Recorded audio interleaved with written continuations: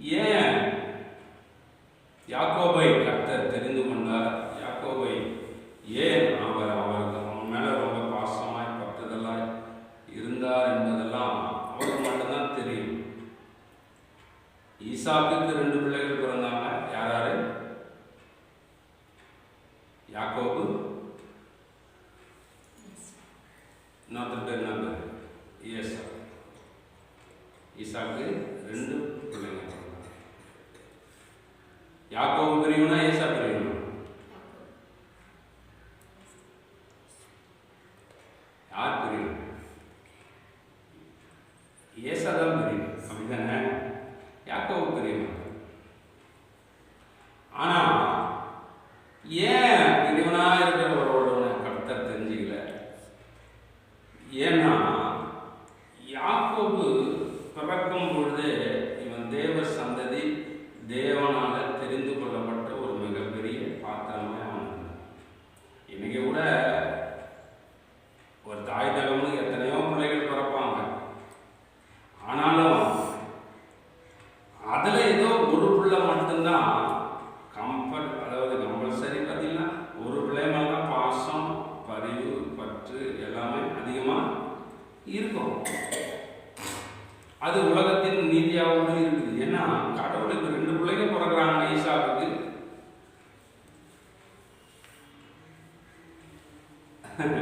ஒருத்தர் மட்டும் தெரிஞ்சுக்கிறார். ஒருத்தர் வெறுத்தன்னு கூட சொல்றாரு. ஏசாவை நானு வெறுத்தம்பா, யாக்கோபை சிநேகித்தேன். ரோமருக்கு நிருபம் 9ஆம் அதிகாரத்தில் நீங்க வாசித்தீங்கன்னா ஆண்டவர் சொல்றாரு. வாசிங்க 13 வாசிங்க.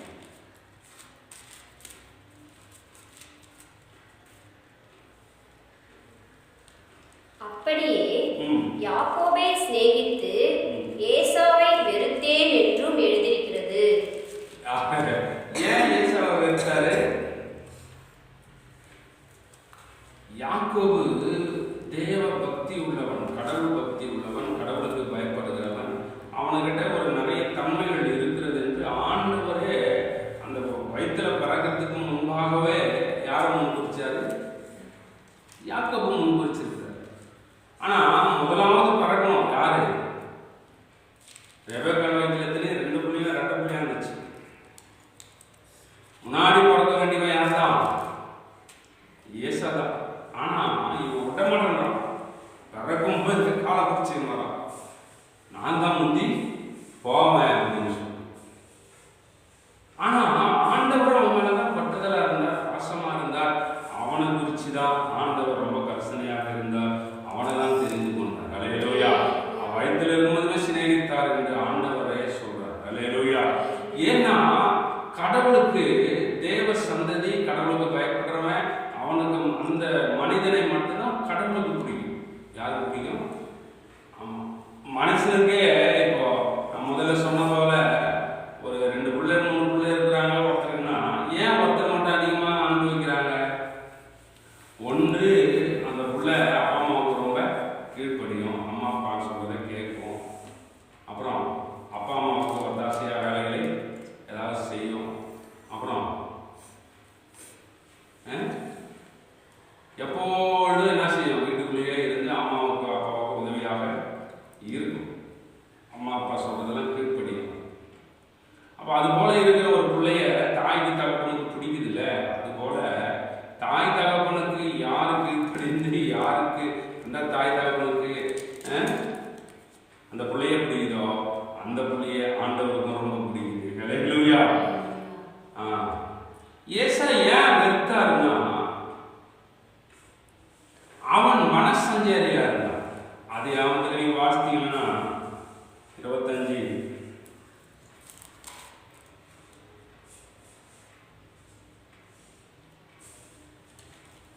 26 வாசிங்க.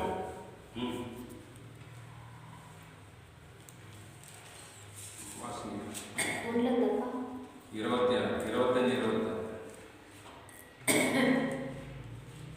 பின்பு அவன் சகோதரன் தன் கையிலே ஏசாயாவின் குதிகாலை பிடித்துக் கொண்டு வெளிப்பட்டான். அவனுக்கு யாக்கோபு என்று பெயரிட்டார்கள். இவர்களை அவன் பெற்றபொழுது ஈசாக்கு 60 வயதாய் இருந்தார். இந்த பிள்ளைகள் பெரியவர்களான போது ஏசா வேட்டையில் வல்லவனும் வன சஞ்சரியுமாய் இருந்தான். யாக்கோபு குணசாலியும் கூடாரவாசியுமாய் இருந்தான். ஏன் கடவுளுக்கு ஏசாயாவை பிடிக்கலன்னா, அவன் வன சஞ்சாரி. இஷ்டத்துக்கு போவோம், இஷ்டத்துக்கு வரும், இஷ்டத்துக்கு சாப்பிடுவோம், இஷ்டத்துக்கு தெரியும், யார் மிச்சம் கேட்காது, எந்த வேலையும் செய்யாது வீட்டில். இந்த மாதிரி இருந்தால் யாருக்கு தான் அந்த பிள்ளைய பிடிக்கும்? வனசஞ்சாரி அப்படின்னா அவனுடைய எப்பவுமே வீட்டில் இருக்க மாட்டான். அதான் நான் சொன்னேன், எப்பவாது சுற்றினே இருக்கும், ஏதாவது ஒன்று செஞ்சுனே இருக்கும். ஆனால் உழைக்கிறவன் தான் வனசஞ்சாரினா. வேலை செய்வான், வேட்டையாடுவான் போயிட்டு காட்டுலாம். ஆனாலும் அவன் உழைப்பு வீணாக இருக்குது. காரணம் என்னன்னா, யார் ஒருத்தர் வீட்டுக்குள்ள அடங்கி தன் தாய் தகவலும் கீழ்ப்படிந்து வாழ்கிறார்களோ அவள் அப்பா அம்மாவுக்கு மட்டும் இல்லை, கடவுளுக்கு கூட அவங்களுக்கு தான் முடியுது. ஹல்லேலூயா. ஏன்னா பவுல் சொல்றார் பாருங்க, எபேசியர் 6:1, பிள்ளைகளே உங்கள் தாய் தகப்பனுக்கும் தாய்க்கும் கீழ்ப்படியும்.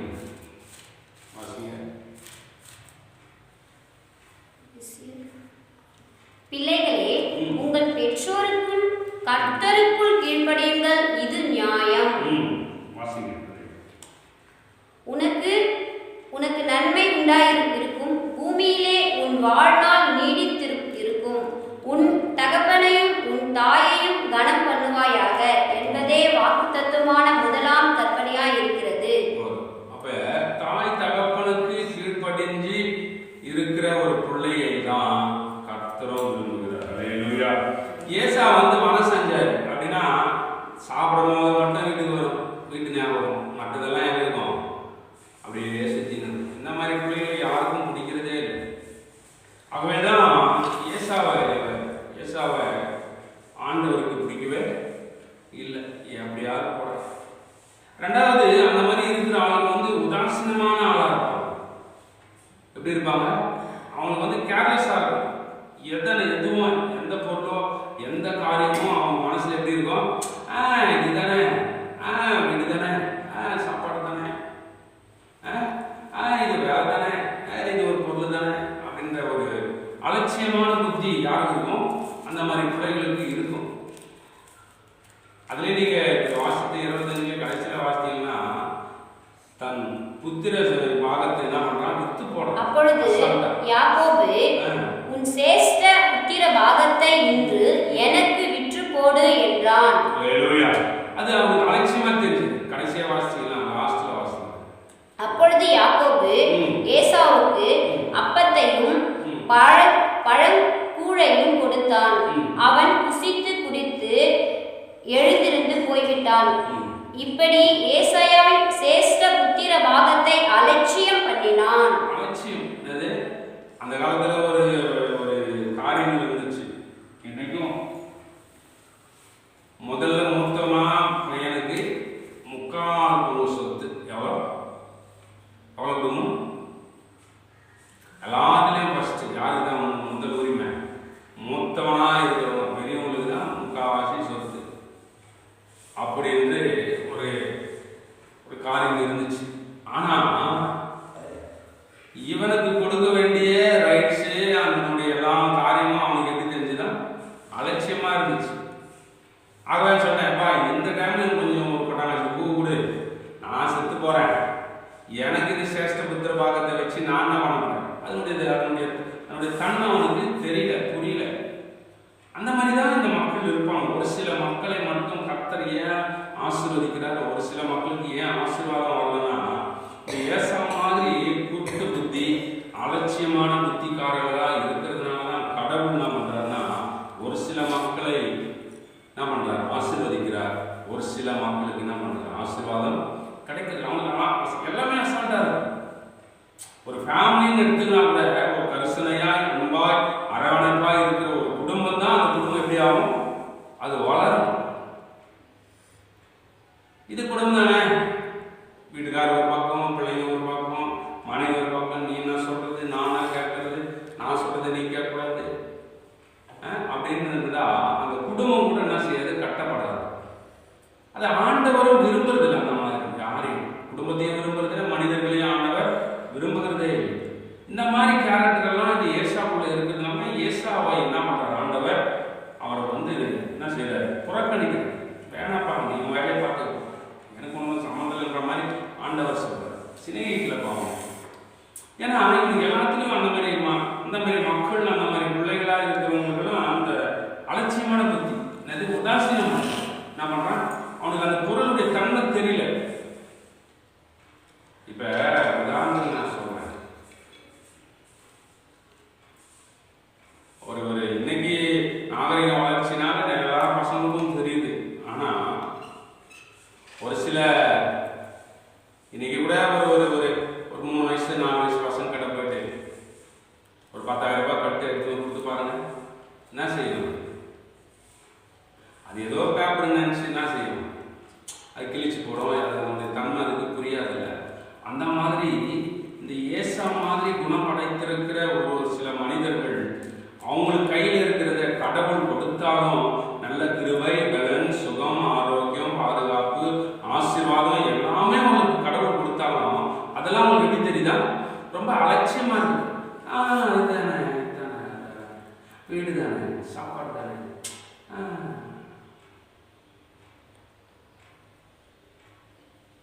ஆனா யாக்கோபு அப்படி இல்லை. யாக்கோபு அப்படி இல்லை. தாய் தகப்பனோட கூடாரவாசியா இருக்கணும். அம்மாவுக்கு என்ன செய்யணும், அப்பாவுக்கு என்ன செய்யணும், என்ன உதவி செய்யணும், வீட்டில் என்ன வேலை இருக்குது அதுவும் செஞ்சான். எல்லாருக்கும் கீழ்ப்படிந்து நம்ம அல்லேலூயா. நீங்க வாசித்தீங்கன்னா 28 வாசினா தாய் தகப்பனுக்கு அவன் கீழ்ப்படுகிறவன் வாசிங்க.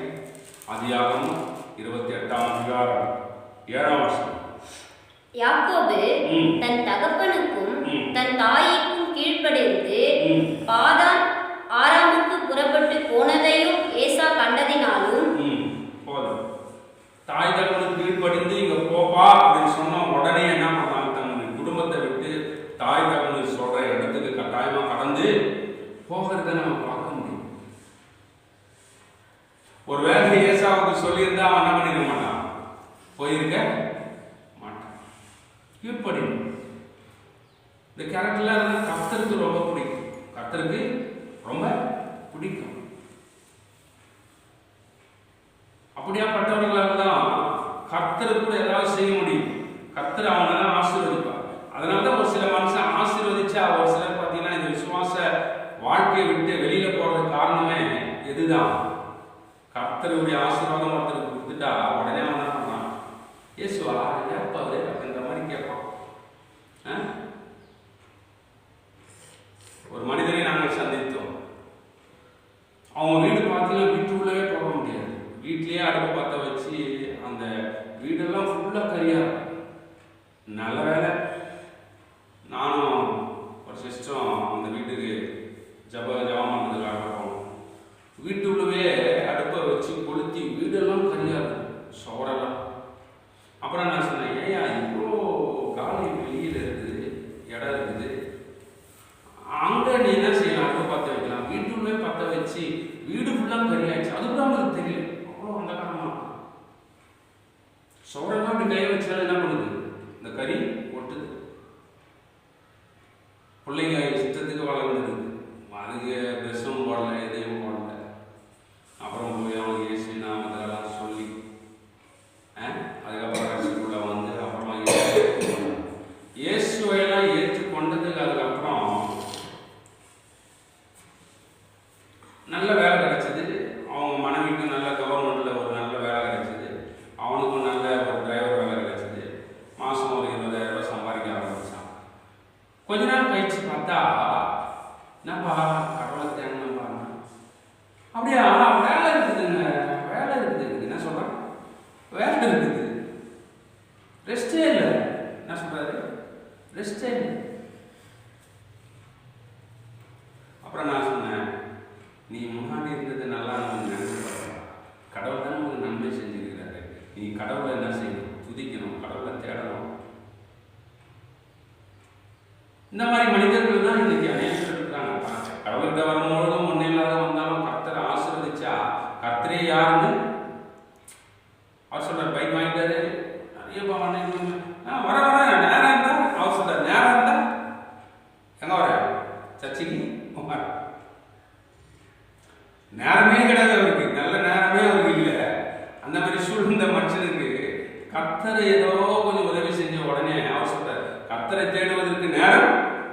இன்னைக்கு அநேக மனிதனுடைய மனநிலை இப்படி இருக்கிறதுனால தான் கர்த்தர் 2 கூட்டமா பிரிச்சு ஒரு கூட்டத்தை ஆசீர்வதிக்கிறார், ஒரு கூட்டத்தை தாமதிக்கிறார். ஹல்லேலூயா. இதுதான் காரணம். ஒரு சில 24 மணி நேரம் சர்ச்சின்னு போற மாதிரி இருக்கும். ஆனா அவன் வாழ்க்கை ஏன் ஆசீர்வதிக்கப்படலன்னா ஆண்டவருக்கு தெரியும். இவன் கட்ட ஒரு 1000 ரூபாய் கொடுத்தா இவன் என்ன பண்ணான், மறுபடியும் அடுத்த வாரம் இங்க வரமாட்டான் அப்படின்றது யாருக்கு தெரியும்?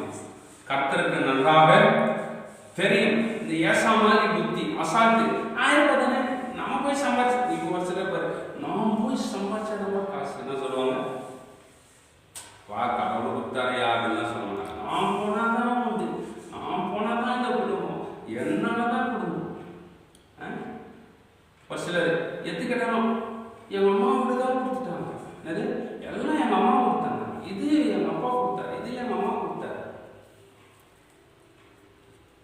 இந்த மாதிரி பேச்சு இந்த மாதிரி இருந்தா கர்த்தருக்கு உங்களுக்கு அசால்ட்டா இருந்தது. யார் கொடுக்குறது? அசால்ட்டா இருந்தது.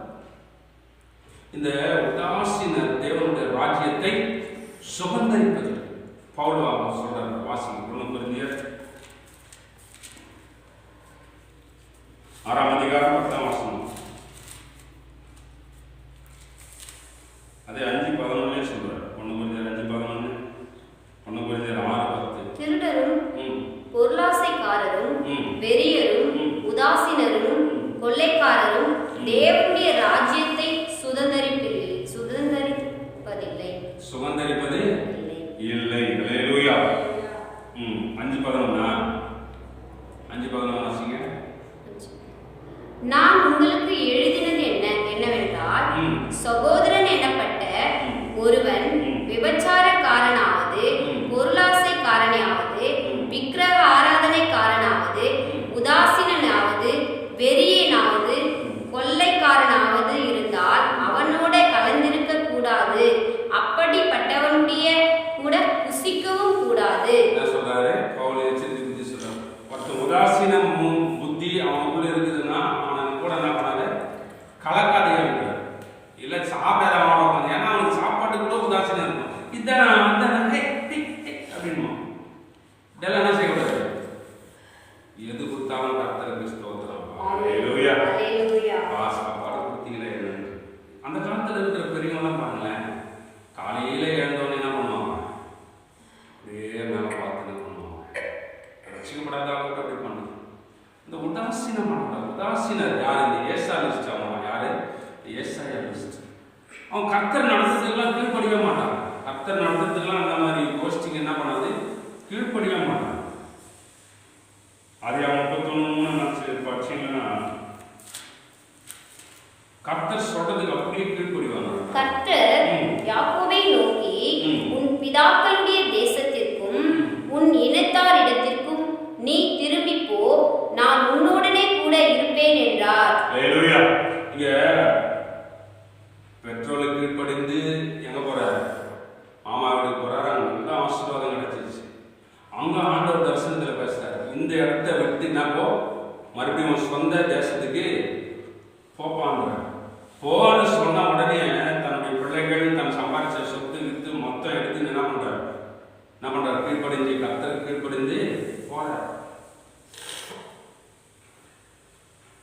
இந்த கீழ்ப்படிகிற புத்தி யாருதான் இருக்கும்? இந்த யாக்கோபு மாதிரி தாய் தாவனுக்கு கீழ்ப்படுகிற மக்களால் தான் யாரும் கீழ்ப்படிய முடியும்? கர்த்தருக்கும் கீழ்ப்படிய முடியும். நாம சொன்னா இந்த வீடு வாசல் நல்லா இருந்தது, இங்க சாப்பாடு நல்லா இருக்குது, வேலை நல்லா இருக்குது, வருமானம் நல்லா இருக்குது, நான் அங்கெல்லாம் போக மாட்டேன், இங்கேதான் இருப்பேன். சரி, கர்த்தர் சொல்றாரு இந்த ஊர்ல போ, வேற ஊருக்கு போ அப்படின்னா என்ன செய்யணும்? போய் தான், ஐயோ நான் காலமா இங்கே தானே வாழ்ந்தேன், காலமா இங்கே தானே இருந்தேன், இங்கதான் எனக்கு நல்ல சூழ்நிலை இருக்குது, நல்ல வேலை இருக்குது, பக்கத்துலயே இருக்குது கம்பெனி, பக்கத்துலயே இருக்குது தண்ணி, பக்கத்துலயே பஜார் இருக்குது, இதெல்லாம் சொல்லிட்டு இருக்கும். இந்த மாதிரி எல்லாம் சொல்றது யாரு?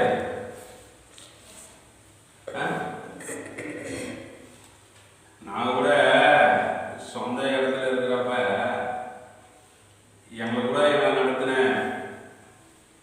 போதகர் சொன்னார், எப்ப எப்பா கடவுள் உங்களை இங்கே வச்சு ஆசீர்வதிக்கிற மாதிரி இல்லை, இந்த இடத்த விட்டு நான் பண்ணுங்க வாங்கன்னு சொன்னார்.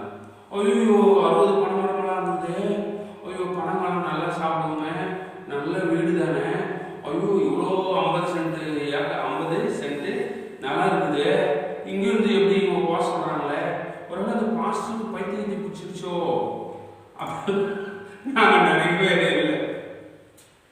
ஏன்னா சாப்பாடு கஷ்டம் இல்லை, நல்ல இடம் நல்ல வீடு இருக்குது. அந்த காலத்திலே 4 2 வீடு கட்டுவோம் தான். அந்த வீட்டெல்லாம் விட்டு இவர் சொல்றாரு, இந்த இடத்துல வச்சு ஆசீர்வாதம் உங்களுக்கு கர்த்தர் சித்தல், இந்த இடத்த விட்டு போங்கன்னு சொன்னதே ஜெபம் பண்ணி நானே மன என்ன பண்றோம். ஏன் சொல்றேன்னா ஒரு சிலருக்கு இந்த புத்தி இருக்கும், ஐயோ இங்க அம்மா போன என்ன செய்வோம் ஏது செய்வோம். கடவுள் சொன்னா சகலமும் செய்வார். அல்லேலூயா. ஆகவே இந்த கீழ்ப்படுகிற புத்தி யாருக்கு இருக்கும், யாக்கோப்பு மாறி இருக்கிற ஒரு மனிதர்களுக்கு ஒரு சந்ததிக்கு தான் அது விளங்கும். அல்லேலூயா. ஆகவே தான் கர்த்தர் யாக்கோபை ரொம்ப சிநேகிச்சார். ரொம்ப ரெண்டாவது கர்த்தருக்கும் கீழ்ப்படுகிறான், ஆண்டவருக்கும் கீழ்ப்படுகிறான். ஆகவே தான் அவன் சிநேகிக்கிறார், அவனை ஆசீர்வதிக்க ஆண்டவர் சித்தம் கொண்டார். அல்லேலூயா. Thank you Jesus. அல்லேலூயா. ரெண்டாவது ஆதியாகமம் 32:22 வாசித்தீங்கன்னா குடும்பத்தின் மேல ரொம்ப கரிசனையா இருக்காங்க. வாசிங்க. ராத்திரியில் எழுந்திருந்து தன் 2 மனைவிகளையும் தன் 2 பணிவிடைக்காரியையும் தன்னுடைய 11 குமாரரையும் கூட்டிக் கொண்டு யாக்கோபு என்கிற ஆற்றின் துறையை கடந்தான். அல்லேலூயா. குடும்பத்தை ஒரு ஆளுக்கு மிஸ் பண்ணிக்கிறாங்க பாருங்க. ஒரு குழந்தை கூட அவனை சம்பாதிச்ச அந்த ஆடு மாடுகள் மற்ற குழந்தைகள் எல்லாரையும் கரிசனையோட எல்லாரையும் அக்கறையோட ஆண்டவர் சொன்ன உடனே எல்லாரையும் விட்டுட்டு போயிடல, எல்லாரையும் கூட்டின்னு கரெக்டா குடும்பத்துல எப்படி இருக்கான், கரிசனையா இருக்கான். நீங்க போய் அந்த வீட்டுல சென்று அந்த இடத்துல வாசித்து பாருங்க, எல்லாரையும் ஒரு இடத்துல சொல்றான், எல்லாம் சின்ன பிள்ளைங்களா இருக்கிறாங்க, ஆடு மாடெல்லாம் வேற இருக்குது, குட்டி போடுற நிலைமை இருக்குது, இவங்க ஒரேடியா நடத்தினா எல்லாமே என்ன செய்யும், மாண்டு போயிடுங்க சொல்லி கரிசனையா வீட்டு பொருள் மேல, வீட்டு மேல, மனைவி மேல, பிள்ளைகள் மேல, குடும்பத்தின் மேல அக்கறை நிறைந்த மனிதனா எவன் இருக்கிறானோ அவனை தான் கர்த்தருக்கு பிடிக்கும். அல்லேலூயா. அப்படிதான் யாக்கோபை அவர் சிநேகிச்சார். நீ என்னுடையவன் என்று சொல். யாக்கோபுக்கு இந்த தன்மையெல்லாம் அவனுக்குள்ள இருந்துச்சு. அல்லேலூயா. ஆகவே இன்றைக்கு கூட இந்த யாக்கோபு போல நன்மைகள் குடும்பத்திலையும் கர்த்தருக்கு கீழ்ப்படிந்து, பெற்றோருக்கு கீழ்ப்படிந்து, குடும்பத்திலையும் நாம கரிசனையோடு நடத்தினால் குடும்பத்தை நன்றாக நடத்த வேண்டும் என்று நம்ம என்ன செய்யணும், நினைக்கணும். ரெண்டாவது நம்முடைய தேவைகளுக்காக, சூழ்நிலைக்காக விசுவாசத்தோடு அந்த குடும்பத்தில் இருக்கிற குறையினர்களை நிவர்த்தி செய்ய போராடி வெற்றி பெற்று கர்த்தரிடத்தில் போராடி ஜெபிக்கணும். என்ன செய்யணும், ஜெபிக்கணும் குடும்பத்துக்காக. 32:24 வருஷத்தில் ஆதியாகமம். யாக்கோபு பிந்தி தனித்திருந்தான். அப்பொழுது ஒரு புருஷன் பொழுது விடியும் அளவும் அவனுடனே போராடி அவனை மேற்கொள்ளாததை கண்டு அவனுடைய தொடைச்சந்தை தொட்டார். அதனால் அவருடனே போராடுகிற யாக்கோபின் தொடைச்சந்தை சுளுக்கிற்று. போராடி ஜெபிக்கிறான், ஆசீர்வதிக்கணும், குடும்பத்தை ஆசீர்வதிக்கணும் சொல்லி என்ன செய்யறான், விசுவாசத்தோடு போராடி கர்த்தரிடத்துல ஜெபிக்கிற மனிதனாய் அவன் இருந்தான். ஆகவேதான் கர்த்தருக்கு பிடிக்குது. அவன் யாரை பிடிக்குது, யாக்கோபை. ஏசாவை பிடிக்காதது காரணம் இந்த மாதிரி கேரக்டர்லாம் அவனுக்குள்ள இல்லவே இல்லை. ஆகவே நாம கூட இதிலிருந்து தெரிந்து கொள்ள வேண்டிய ஒரு பகுதி என்னன்னா, இந்த ஏசா மாதிரி உதாசீனமா தாய் தகப்பனுக்கு கீழ்ப்படியாம, கர்த்தருக்கு கீழ்ப்படியாம, கர்த்தருடைய நடத்தலுக்கு கீழ்ப்படியாம அல்லது போராடி ஜெபிக்காம ஒரு ஆளாய் நாம் இருப்போமானால் நிச்சயமாய் நாம் ஆசீர்வாதத்தை சுதந்தரிப்பது மிகவும் கடினமாக இருக்கும். மிகவும் கடினமாக இருக்கும். எப்பொழுதும் சுறுசுறுப்பாய் கர்த்தருக்கு கர்த்தர் சொல்லுவதை கீழ்ப்படிந்து அனுதினமும் நடந்தோம்னா கர்த்தர் நம்மை நிச்சயமாய் ஆசீர்வதித்து உயர்த்துவார். அல்லேலூயா. ஆகவே அவர் ரொம்ப கரிசனையோடு சொன்னார். என்ன சொன்னார், நீ என்னுடையவன். அல்லேலூயா. Thank you Jesus. ஒரு சிலர் 33:3 படிச்சீங்களா,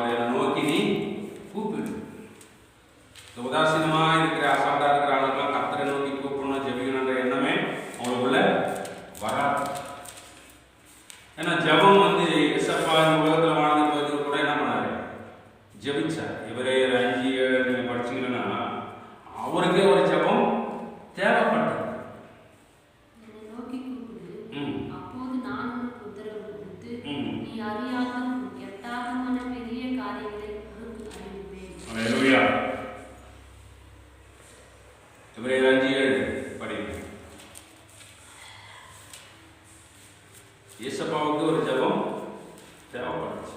ஆண்டவரே ஜெபிக்கிறார்.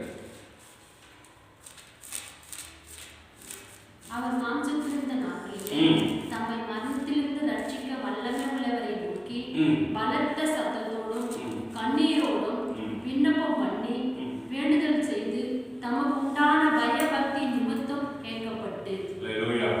ஆண்டவரே ஜெபம் பண்றார். இந்த உலகத்துல இந்த ஏசாய் என்னைக்காவது ஜெபம் பண்ணிக்கிறேன் பார்த்தீங்களா? தாய்தம் கீழ்படுத்தினா பார்த்தீங்களா? இந்த மாதிரி காலத்தில் இருக்கிறோம். ஜெபம் பண்ண மாட்டான், தாய்தம் கீழ்படிய மாட்டான், கர்த்தருடைய நடத்துல கீழ்படிய மாட்டான். இதனால கர்த்தருக்கு அவனை பிடிக்கவே இல்லை. இன்னைக்கும் இந்த மாதிரி ஒரு கூட்டம் இருக்குதான் செய்கிறது. அவர்களை தேவனுக்கு ரொம்ப விரும்புகிறதே இல்லை. நம்ம கூட்டத்தை கர்த்தர். அல்லேலூயா. தேங்க்யூ. சங்கீதத்தில் தாவீது சொல்றார் 145:18 நீங்க பார்த்தீங்கன்னா,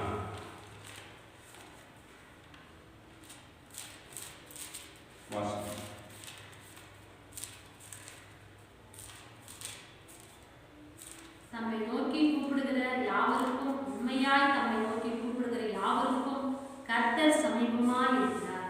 அல்லேலூயா. ஏன் தாவீது அப்படி சொல்றாரு? உண்மையாய் தம்மை நோக்கி கூப்பிடுகிற யாவரும் 2 முறை சொல்றாருல. வாசிங்க.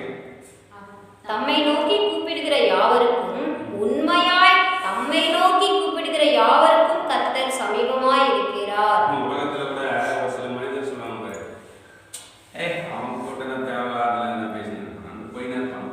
பாத்துக்கிறீங்களா? இப்போ ரோட்ல கூட தேவையில்லாத பேசுறவங்க கூப்பிட்டா நம்ம போய் அவங்கள்ட்ட பேச வேண்டிய அவசியம் நமக்கு இல்லை. நமக்கு தெரியுது இல்லை. ஏன்னா தேவையில்லாம் பேசிருப்போம். அது தேவையில்லாத கிடையாது.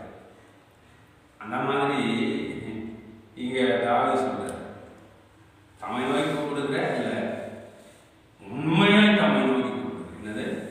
உண்மையா தம்மை நோக்கி கூப்பிடுது.